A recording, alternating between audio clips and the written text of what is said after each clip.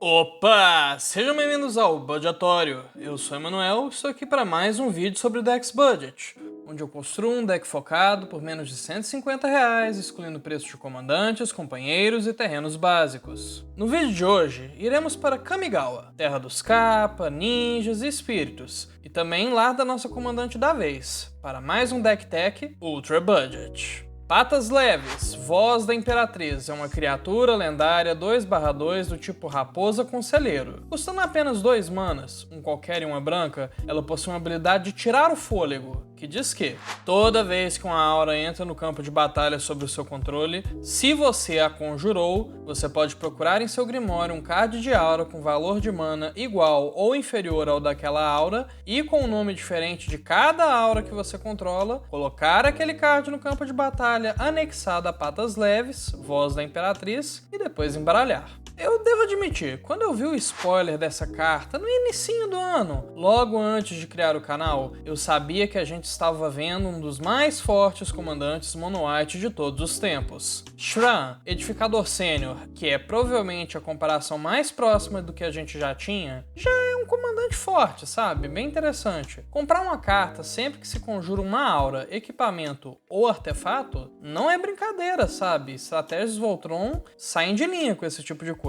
E é por isso que o potencial da Raposa aqui como comandante vai mais longe ainda, pois ela não só gera vantagens de cartas, pois a gente ganha 2 auras pelo preço de uma, como também tutoramos, né? E temos um desconto de mana, pois, que nem eu disse, só pagamos pela primeira aura. Claro, o Shran também serve como um deck de equipamentos, mas isso não realmente importa se você quer um deck específico de auras, né? Que é algo que a Patas Leves comanda muito melhor. Dito tudo isso, esse é um deck simples em premissa e complexo em execução. Você quer conjurar a sua comandante, protegê-la imediatamente, se possível, e então começar a deixá-la do tamanho de um caminhão cegonha, esmagando os totais de pontos de vida de seus oponentes. Porém, quando que você deve conjurar a Patas Leves? Quanto de cada tipo de aura você deve usar? Quanto gastar de mana? E quando manter-se recuado, sabe? Quando não gastar o mana? Essas são algumas das perguntas que eu espero muito conseguir responder aqui. E se me permitem alongar apenas um pouquinho mais, eu queria comentar que, bom, essa quase foi a comandante que liderou o primeiro deck tech do canal, em vez do Ishin. Na época eu hypei demais nela, porém eu vi que já haviam outros vídeos feitos sobre a Patas Leves em português, enquanto o Ishin basicamente não tinha nenhum. E, olhando em retrospectiva, não havia nada de errado nisso, eu podia ter feito o vídeo da Patas Leves. Porém eu fico feliz de ter pego o Ishin,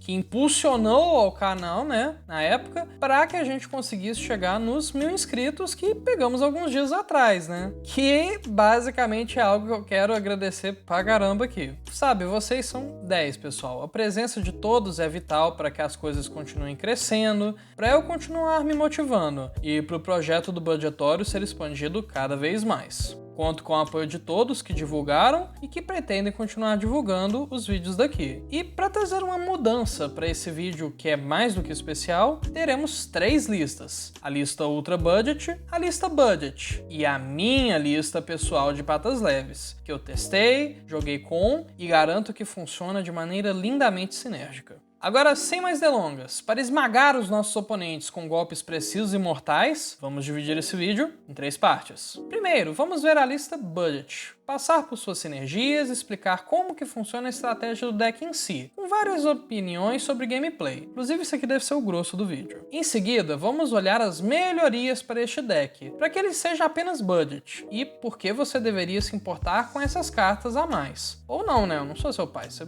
dá upgrade no deck se você quiser. E por último, veremos o meu deck pessoal e quais cartas que eu uso que não tem na lista Budget e que eu particularmente consideraria adicionar se eu estivesse montando a Patas Leves. E assim, vamos então para a primeira parte. Em sua juventude, a inteligente Patas Leves se formou no topo de sua classe na Academia da Cauda Dourada e começou a trabalhar na Corte Imperial, supervisionando e regulando os locais onde os reinos dos espíritos imortais se fundiam. E ela levava o seu dever muito a sério, sabe? Por uma preocupação genuína com a segurança de seu povo. Sua carreira parecia promissora, até que um dia um Kami perdido irrompeu no canteiro de obras e começou a machucar as pessoas em sua confusão. Arriscando sua vida, desarmada, Patas Leves se manteve firme quando o avanço do Kami, que estava enfurecido, e resolveu a situação toda, usando apenas a diplomacia. Naquele momento, como é normal para um Kitsune que passa por uma grande evolução espiritual, Patas Leves ganhou a sua segunda cauda. E o imperador da época ficou tão impressionado com o tato, com a habilidade da moça, que a convidou para ser a sua conselheira pessoal e ensinar as gerações mais jovens que viviam dentro dos muros do palácio. Desde então, a longa vida da Patas Leves a fez aconselhar vários dos imperadores de Kamigawa, e suas 7 caudas são um sinal da sabedoria que lhe rendeu grande reverência em toda a corte imperial.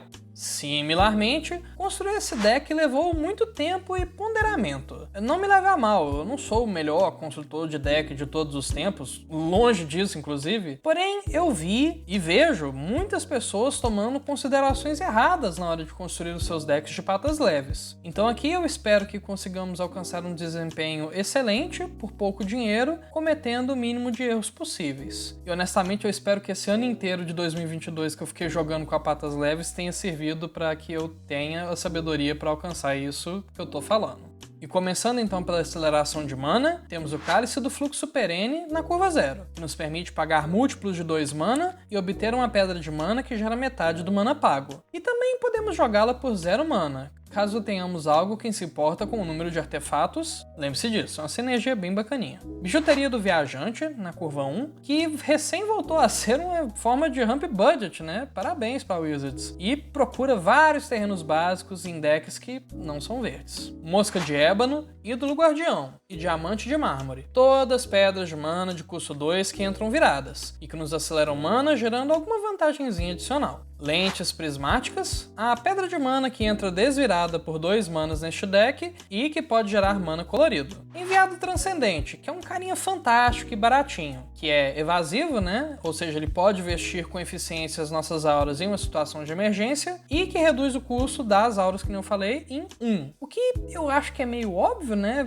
O motivo dele ser bom, mas é sempre bom apontar, né, também que temos 32 auras aqui. Ou seja, ele ajuda bastante o deck de várias formas diferentes. E, para finalizar, Paisagem Infinita, que pede para pagarmos 2, mais o preço de deixar de gerar mana com ela por um turno, para acelerarmos 2 planícies para o nosso campo de batalha. E falando em planícies, eu acho que a gente pode tirar isso da frente, né? Sim, eu tô falando da nossa incrivelmente simples base de mana. Usamos uma passagem do Ladino aqui, que é sempre bem-vinda para deixar tanto a nossa comandante imbloqueável quanto criaturas dos nossos oponentes imbloqueáveis, né? Caso façamos um acordo. Relicário da Beira de Estrada, que geralmente compra 2 cartas nesse deck, pois costumamos usar um tanto bom de artefatos e certamente temos um tanto bom de encantamentos na mesa na maior parte do jogo. E por último, 32 planícies, que é um número bem grande, eu admito, porém necessário. E no mais, é até bom não complicar demais a base de mana budget. E temos uma cartinha aqui em específico que eu gosto muito que se importa com o tipo de planície. Claro, de nada adianta ter esse tanto de mana se você não tem o que conjurar. E com 35 terrenos mais 8 formas de ramp, temos que respeitar o fato de que o deck procura ter uma curva de mana baixíssima e procurar formas de comprar cartas que se encaixem nisso e enquanto sejam mono white, né? Como todo mundo sabe, mono white não é exatamente a cor mais compradora de cartas, né? Então segura as pontas e vem comigo. Máscara da Memória e Luvas de Ladino são 2 cartinhas clássicas do Boros Voltron da vida para comprar cartas. Porém, como elas são incolores, né, não só de Boros vai viver o homem, né, podemos usar aqui também. E elas certamente vão dar uma força e tanto aqui para manter a vantagem de cartas da nossa raposa. Sran, Edificador Sênior e Encantadora de Meseta, ambos possuem uma função vital aqui, que é de fazer uma impressão convincente da vantagem de cartas da Patas Leves, pois a nossa comandante é uma forma de gerar vantagem turno após turno, pois sempre que fazemos uma aura, procuramos outra, através de sua habilidade. Logo, esses 2 aqui nos compram cartas, o que também é vantagem, servindo de backup caso percamos a nossa raposa, ou funcionando em conjunto com a nossa Kitsune, dando um turbo na nossa estratégia. Devaneio do Sábio e Forma Intermitente formam um combo clássico que jogadores de patas leves mais casuais já devem conhecer muito bem. Você conjura o devaneio e pega a forma, e aí você já tem na mesa um motor de compras repetível, que vai encher a sua mão rapidinho. Você também pode pegar a forma intermitente mais cedo e usá-la como proteção ao longo do jogo até encontrar o Devaneio do Sábio, que é um bônus bem grande, sabe, quando a carta tem duas funções. E por último, Olho de Vecna, que todo turno nos compra uma carta caso paguemos mana. Eu devo admitir, essa não é a opção ideal, sabe? Mas com o preço das outras formas monocoloridas de comprar cartas, seja preço de mana ou preço monetário, eu acho que a gente tem que ir de olho mesmo. Felizmente, a perda de vida dele aqui é basicamente um problema não existente. Ok, mão cheia, ou não, né, já que a gente tá de mono white, e terrenos em jogo. Como prosseguir agora? Bem, idealmente num deck de patas leves você quer fazer o seu comandante o quanto antes, certo? Pois assim você pode sair distribuindo supapo muito mais cedo. A questão aqui é o caso da nossa comandante tomar uma remoção cedo no jogo, o que tornaria assim a gente muito mais lento pro late game. Logo, fazer uma patas leves com proteção é recomendado e eu diria até essencial. E em sua maioria, as opções que eu vou citar aqui funcionam bem em qualquer momento do jogo, mas principalmente para quando você foca em fazer, sabe, aquele turno 3 que você tem 4 manas, saca? Que você rampa na 2, aí você na 3 você tem 4 manas. E assim você faz a patas leves por 2 manas e paga mais 2 numa proteção. Eu acho que é bem interessante a maior parte das proteções que a gente tem aqui para esse tipo de caso. Perícia do Ferreiro e Bênção de Carameta, que nos possibilitam dar indestrutível e resistência à magia para a nossa raposa. E a perícia, que surpreendentemente pode até mesmo servir para proteger uma das nossas prezadas auras. Escudo do Dever e da Razão e Máscara da Lei e da Graça são cartas gêmeas que, quando juntas, concedem proteção à nossa comandante contra tudo que não é branco, o que é sensacional. Primeiro, porque proteção contra 4 cores impede de ser alvo de remoção daquelas cores e de ser bloqueado por criaturas daquelas cores. E, segundo lugar, muito bom também, né? Porque se a patas leves tivesse proteção contra o branco, cairiam todas as auras que estariam anexadas a ela. Essas duas auras são ótimos alvos de tutor early game e costumam ser, honestamente, as primeiras cartas que eu procuro quando eu tô jogando com o deck. Sombra de Hiena, que é a nossa única, porém útil carta com armadura de totem. Não subestime isso aqui, inclusive, em momento algum, pois enquanto você se sente segura atrás de, sei lá, uma resistência à magia, uma proteção, tá aquele seu amiguinho ali segurando uma limpeza global na mão. Ou seja, se proteger de global é legal. Bênção de Xomano, Bênção Benevolente e Protetor Pentocrata são todas cartas que permitem escolher de qual cor a criatura encantada terá proteção de, o que é show. E detalhe, sempre que você tiver num late game, a Bênção Benevolente pode dar proteção a patas leves contra o branco. Assim você vai ter proteção contra todas as cores, mas as suas auras que já tiverem anexadas não vão cair. Você só não pode pôr auras novas, né? Deixa pra quando for finalizar o jogo mesmo. Autoridade Inquestionada e Manto Sagrado, que são duas ótimas figurinhas que concedem proteção contra criaturas, o que é desejado, pois efetivamente impede que a patas leves seja bloqueada. E ainda de quebra, frustra aquele cara que gosta de brincar um chupa-cabra, sabe? Fica destruindo as criaturas dos amiguinhos. Empunhar Escudo, que é a carta do Ajani, completamente normal, confia, que vai crescer permanentemente o nosso comandante e nos ganhar mais um respirinho de vida, enquanto protege, né, a nossa board. E por último, Máscara de Avacyn e Escudo Espelhado. Ambos equipamentos que concedem resistência à magia para a criatura equipada, o que é muito bem cotado no palácio da nossa Kitsune.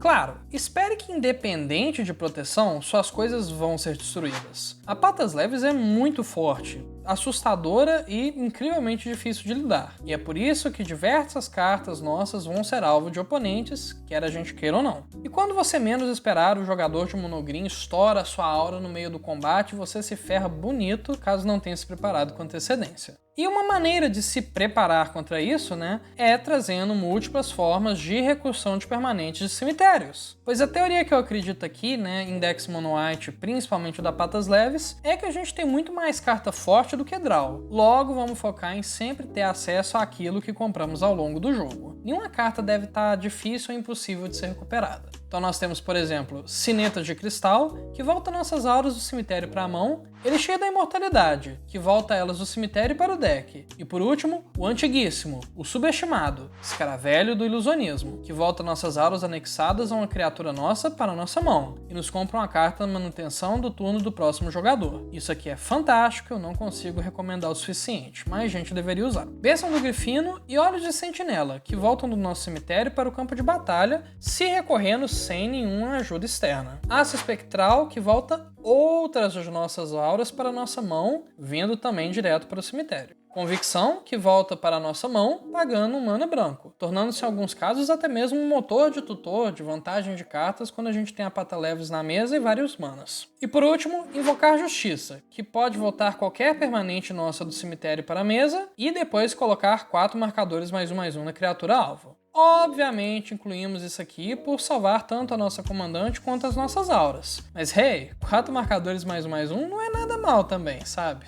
Ok, eu honestamente sinto que a gente tá quase lá, a gente tá quase alcançando a parte agressiva do deck. Mas em quantas ameaças inimigas? Bom, precisaremos lidar com isso com muita diplomacia. Igual a patas leves. Tirando que aqui no Commander, diplomacia é basicamente igual a explodir permanente dos amiguinhos. Como opções de global, temos combate aberto e ventos de Wrath, que vão manter a nossa comandante viva enquanto quebra as pernas dos oponentes. Hora da Revelação, que é o mais barato botão de reset do Commander, que por 3 manas limpa tudo que dá trabalho. E nas partidas pontuais, temos Punição de Eliod e Reprovação, que faz com que as criaturas encantadas percam suas habilidades, o que é ótimo em comandantes e os deixam basicamente inúteis em combate. Selo da Purificação, Cutilada Banidora e Postura Valorosa, que destroem permanentes inimigas enquanto provém vantagens adicionais. Reduzir a Memória, Esmagar o Contrabando e Fé Inabalável. Todas são cartas que exilam permanentes inimigas, lidando eficientemente com problemas grandes e específicos. E por último, Aprisionamento de Nahiri, que faz algo parecido com a Punição e a Reprovação, porém não tira habilidades, mas tudo bem, ela pode acertar Planaltas também, então compensa.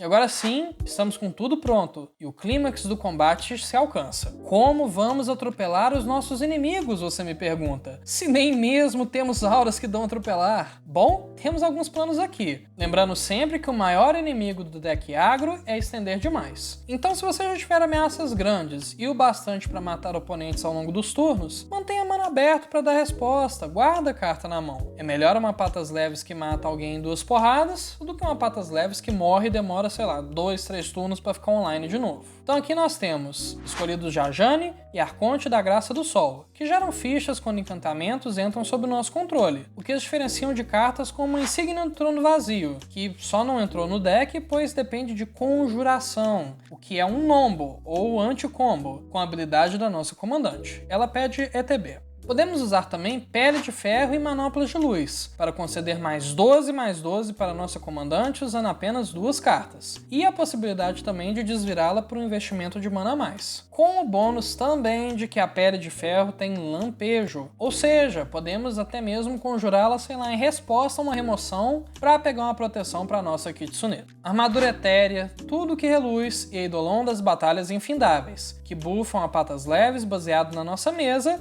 e que quase sempre levam ao fim prematuro de um oponente. Lembre-se apenas, no entanto, de que por mais que o custo de agraciar do Eidolon que eu mencionei seja 4, o que importa para patas leves é aquele 3 bonitão e redondinho ali em cima. Logo, você só pode resolver a habilidade de sua comandante para tutorar algo que custe 3 ou menos quando você conjura o Eidolon como uma aura. Temos Ascensão Armada, que cresce a criatura encantada baseado no número de planícies e concede voar. Logo temos tanto evasão quanto pump. Armadura Empírea, que cresce baseado no tamanho da nossa mão, o que deve ser costumeiramente pelo menos uns +3/+3. Dádiva Angelical e Maestria de Batalha, que aumentam o dano da nossa comandante apenas utilizando palavras-chave, seja pela evasão da dádiva, ou o dano dobrado da maestria, que serve inclusive para cartas como a Máscara da Memória, desencadeando efeitos de habilidades no dano 2 vezes. E por último, o pacotinho de ganho de vida do deck. Eu já vi muita gente falando na internet, principalmente quando a Patas Leves saiu,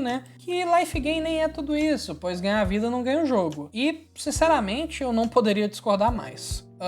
Ganhar vida não ganha o jogo, eu concordo, assim, até certa parte, mas um total de vida alto deixa com que nós ataquemos impunes, pois por mais que nós não tenhamos bloqueadores, pouca diferença faz se a gente tiver, sei lá, com 110 de vida e o oponente bateu 20. A não ser que tenha dano de comandante aí, meu amigo, a gente vai estar em pé por um bom tempo ainda. Logo temos Laço do Espírito e Vínculo Espiritual, ambas cartas que parecem vínculo com a vida, mas que na verdade são habilidades que vão para a pilha e que, mais importante, estacam com vínculo com a vida. Sim, se você tiver os três, né? O laço, o vínculo em forma de carta, né? E o vínculo em forma de habilidade, você ganha a vida, sei lá, 3 vezes igual ao dano causado.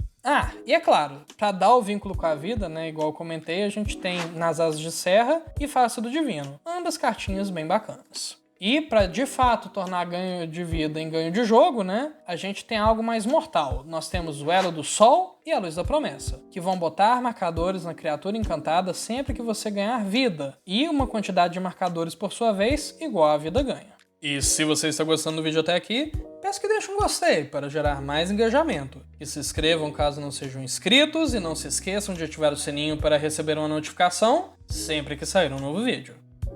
Oh boy, segura as pontas, pois esse vídeo vai ser um pouquinho maior, beleza? Mas, e se você quiser deixar esse deck mais tunado ainda? Ou se você já quiser, por exemplo, comprar de início uma versão melhor? Aqui vão as minhas dicas. Primeiro, sim, todo mundo que entende de Mono White Auras deve ter gritado o vídeo inteiro. Emanuel, seu tanso, cadê a diaba da dançarina dos Espíritos Core? É a melhor vantagem de cartas do deck e não tá nem na versão básica, cara. Como é que você faz isso? Bom, muito simples, não é minha culpa se ela custa mais do que qualquer outra carta do baralho. E tu não realmente precisa dela pra rodar a versão Ultra Budget, sabe? Mas enfim, a carta é fantástica, a carta tá aqui, e eu queria que a carta fosse mais barata. E continuando as trocas, se a gente já tem pouca necessidade por terreno, né, já que a gente tá usando só 35, que tal dar um up na utilidade dos mesmos, né, para ao longo do jogo? Em versão de Ondu, por exemplo, é uma remoção global situacional, o que é melhor que remoção global nenhuma quando a gente tá na hora do aperto, sabe? E abrigo de Segiri é mais uma proteção, e tudo isso entra no lugar de 2 planícies básicas. Shielded by Faith, indestrutibilidade, entra no lugar das nossas instantâneas que concedem indestrutível. E eu acho que eu não preciso explicar o porquê de uma aura ser mais desejável do que uma instantânea nesse deck, então a gente vai só passar pra frente. Sinete Arcano, que simplesmente entra no lugar de uma pedra de mana pior. Mutação de Aço Negro, que entra no lugar da carta da Nahiri, que simplesmente, pois ela tira habilidade, sabe? A da Nahiri não. Botas Pé Ligeiro, concedendo aquele reche assim que às vezes é clutch pra finalizar um jogo, né? Mais a resistência à magia, o que é tudo de bom. Manto Espiritual, que entra no lugar da dádiva do Grifino, simplesmente porque proteção contra criatura é uma evasão melhor do que voar. Mesmo que a dádiva possa voltar do nosso cemitério, né? Eu acho que o manto é melhor. E por último, outro manto, né? O incrível Manto dos Antigos, que buffa a nossa criatura encantada para cada outra aura que a gente tem e que pode recorrer do nosso cemitério inteiro, nossas auras, direto para a mesa, sendo assim infinitamente melhor que as sinetas de cristal. Opa, bom, para a última parte desse vídeo eu achei que seria legal algo mais pessoal, sabe? Então bora dar uma olhada no meu deck de patas leves, pois eu sei que algumas pessoas têm um interesse de dar um upgrade mais profundo ainda em suas listas, e eu aposto que deve ter pelo menos uma pessoa que é, sabe, que nem eu, que adora ver a lista dos outros e ver as cartinhas passando na tela. Como vocês podem ver, a minha comandante é uma arte alternativa, né? Mesmo que eu não seja um cara que gosta tanto de arte alternativa ou foil, mas que, sinceramente, eu acho que esse frame aqui de Kamigawa é fantástico, eu acho ele bem bonito. Para as cartas que são únicas nesse deck, ou seja, as cartas que eu uso na minha lista pessoal e que você pode considerar colocar na lista budget, nós temos Reservatório, do Fluxo, do Éter, que é a maior e mais interessante condição de vitória alternativa neste deck. A lista realmente consegue ganhar muita vida igual eu apresentei, e ter a possibilidade de transformar isso em 50 de dano é simplesmente o maior upgrade que o deck inteiro pode receber. Troquei algumas pedrinhas de mana por pedrinhas de mana melhores e alguns terrenos por terrenos que também são melhores. E eu sei, cartas que tiram o tamanho de mão parece algum tipo de piada doentia num deck mono white. Mas eu juro que com alguma frequência isso vale a pena, sabe? Por conta daquelas auras em específico que bufa baseado no número de carta na mão, saca?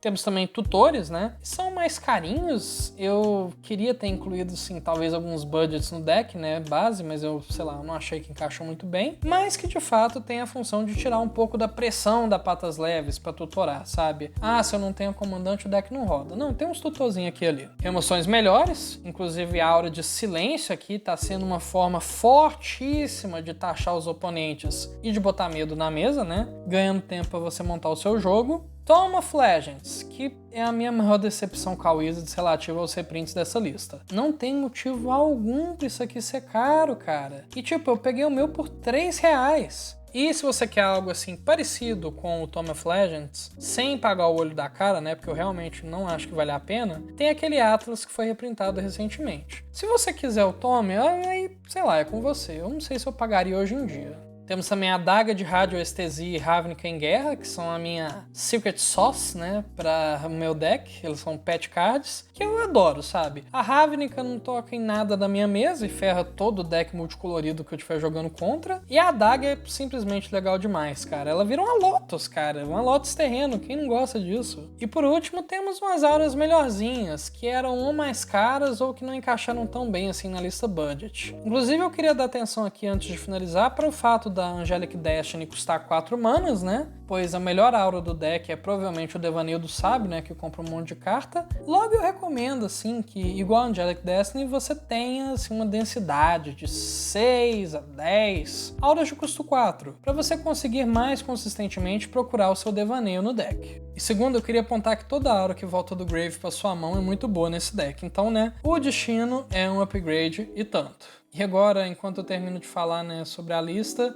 eu vou deixar as cartas passando e espero que vocês consigam aproveitar bem. E de novo, obrigado pelos 1000 inscritos, gente. Que já é quase 1.200, né? Vocês são 10, vocês são 1000, né? Tecnicamente. Eu gosto, me sinto muito grato. Mas então, quanto que custa essa brincadeira, hein? Bom, no dia da edição desse vídeo você encontra essa lista pelo preço que está na tela. Lembrando, é claro, que esse valor está sujeito a mudar com o tempo e também que você pode encontrar essa lista na descrição do vídeo, seja no site da Liga, no Moxfield ou no site Commander Decks. E bom, por hoje é isso. Dúvidas, sugestões de decks budget ou qualquer outra coisa, deixa um comentário abaixo. Eventualmente eu leio tudo e respondo a maioria também. E para uma resposta mais rápida, os meus outros contatos estão aí na tela. Obrigado pela sua atenção e até lá, eu sou o Emanuel e esse é o Budgetório. Até mais!